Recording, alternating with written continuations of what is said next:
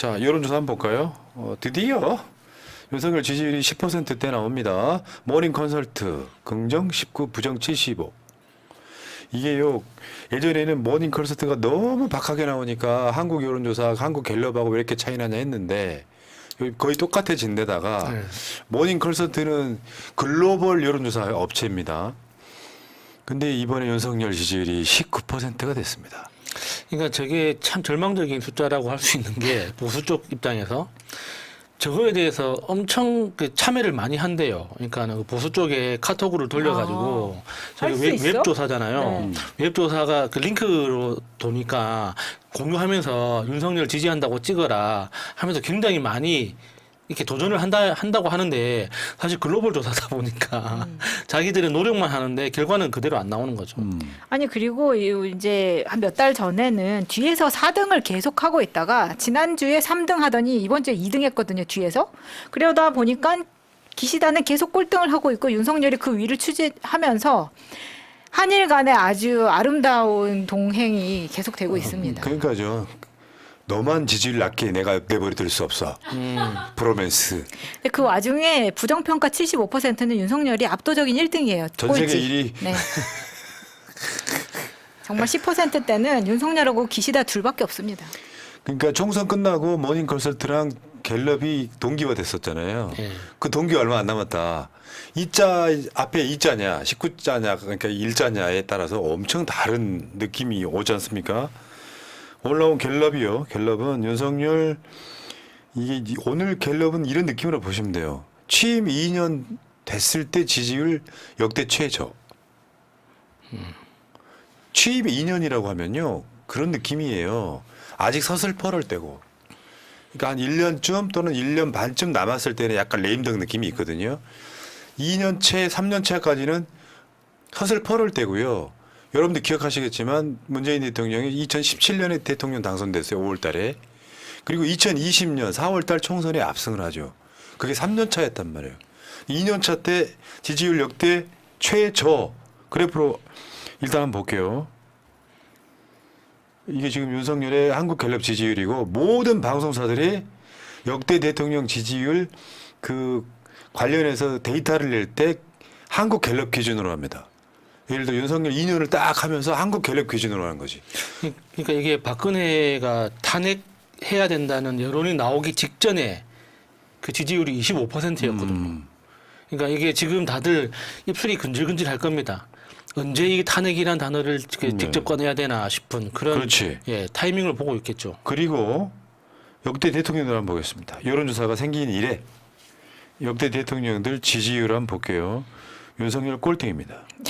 윤석열 24, 문재인 47, 박근혜 33, 이명박 44, 노무현 33, 김대중 49, 김영삼 37, 노태우 28. 박근혜보다 낮은 거는 진짜 심각한 거예요. 예. 역대 최고라고는 하지만 사실 노태우는 좀 논외로 쳐야 되기 때문에 노태우를 제외하고 나머지 이제 진짜 이게 그 민간인 정부, 그러니까 민간인 정부 대통령에서는 이거는 사실 이걸 지지율이라고 인정을 해야 되는지 그런 생각도 들거든요.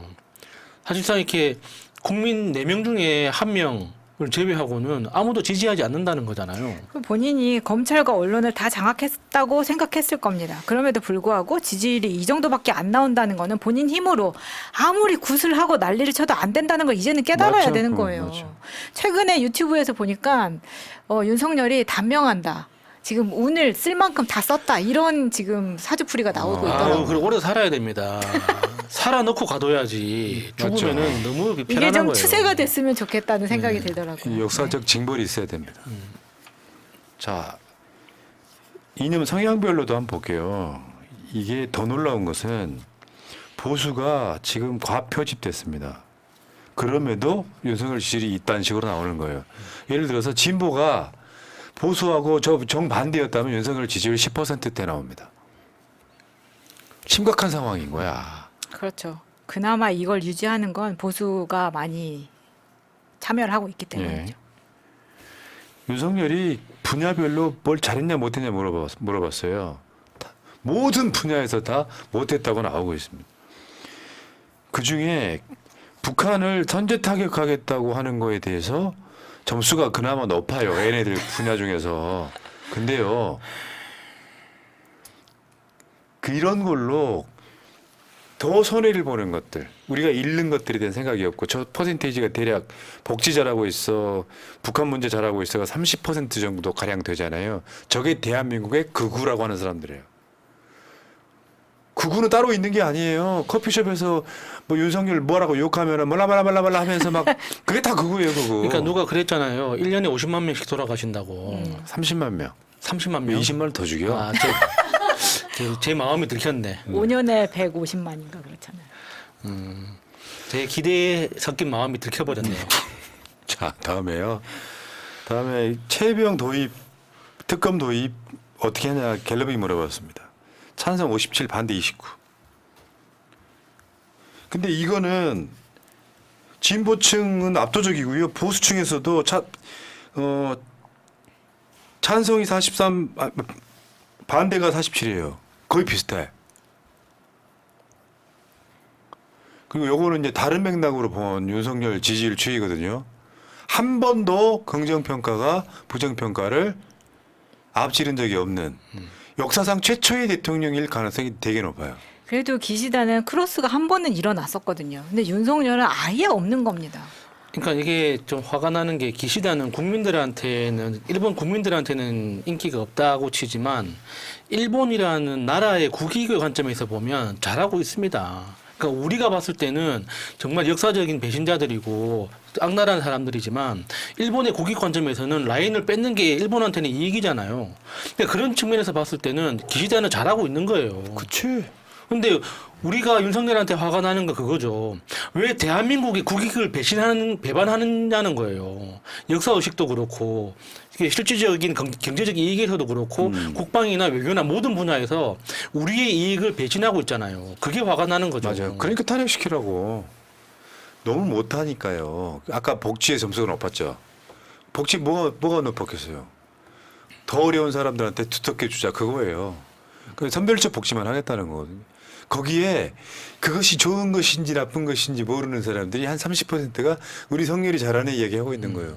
사실은 윤석열 뽑은 사람들, 윤석열 지금 지지하고 있는 사람들이 나라를 망치고 있는 겁니다. 정확하게 말씀드립니다. 정치인들이 못하는 이야기 내가 해드리는 거야. 내 선택이 내 자식의 장래를 맡고 있는 형국, 내 아이, 내 손자들의 미래를 맡고 있는 형국, 윤석열 때문에 진짜로 반성하십시오. 자, 여기까지 강윤근님 아까 해드렸죠? 감사합니다.